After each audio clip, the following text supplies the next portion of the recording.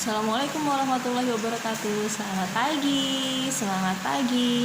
Ya, hari ini kita akan masuk di tema 1, subtema 2, pembelajaran 1. Ayo kita simak videonya.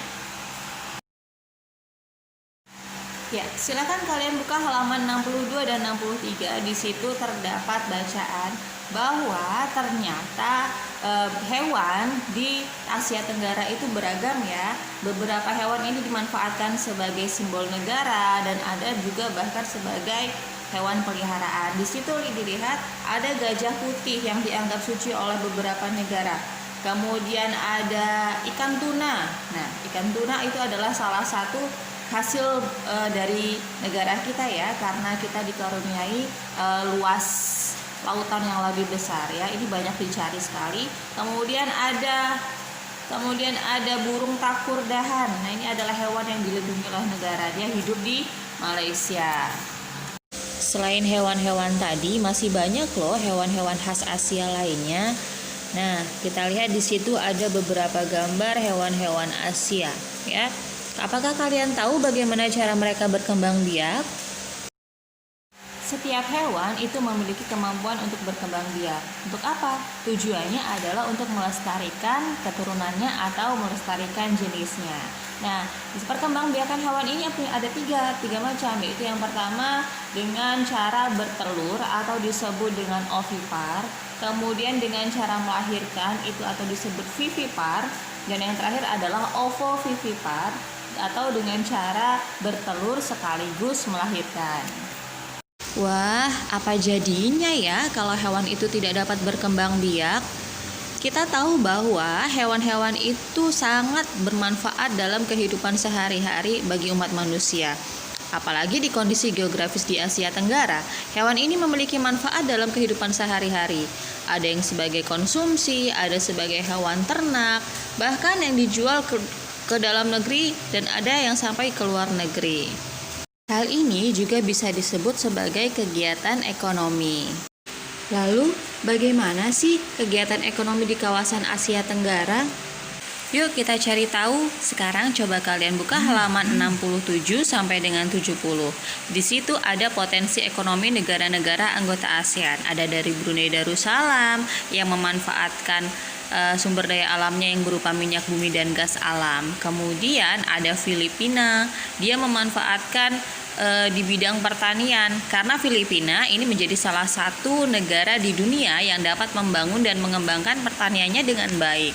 Lalu di situ ada Indonesia ya, negara kepulauan terbesar yang memiliki beragam sumber daya alam yang sangat kaya. Negara kita ini mengekspor minyak dan gas bumi, tekstil dan produk-produk dari kayu lainnya. Selain itu, yang menjadi daya tarik dari Indonesia adalah dari sektor pariwisatanya.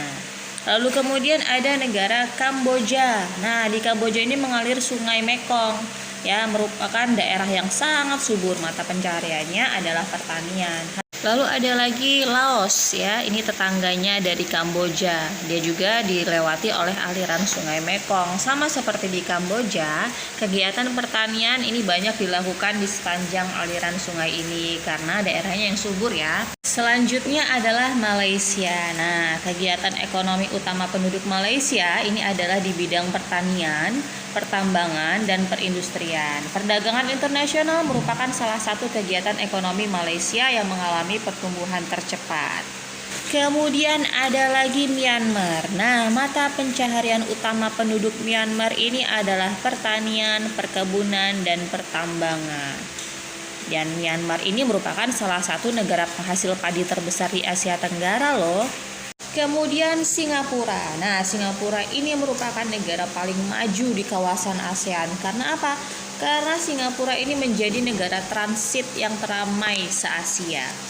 Lalu ada negara yang dijuluki sebagai lumbung padi di Asia Tenggara, yaitu negara Thailand. Kenapa?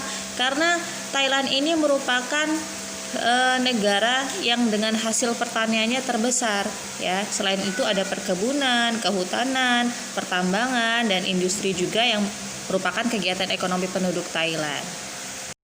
Next, yang terakhir adalah Vietnam. Nah, kegiatan ekonominya ini ada dari bidang perhotelan, kemudian restoran, ada juga transportasi yang berkembang pesat ya di negara ini.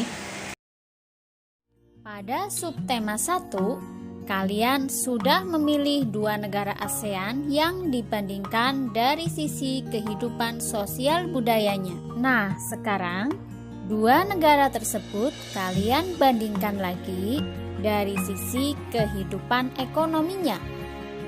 Silakan kalian bandingkan kehidupan ekonominya dan buatlah dalam bentuk diagram Venn seperti yang tertera di layar.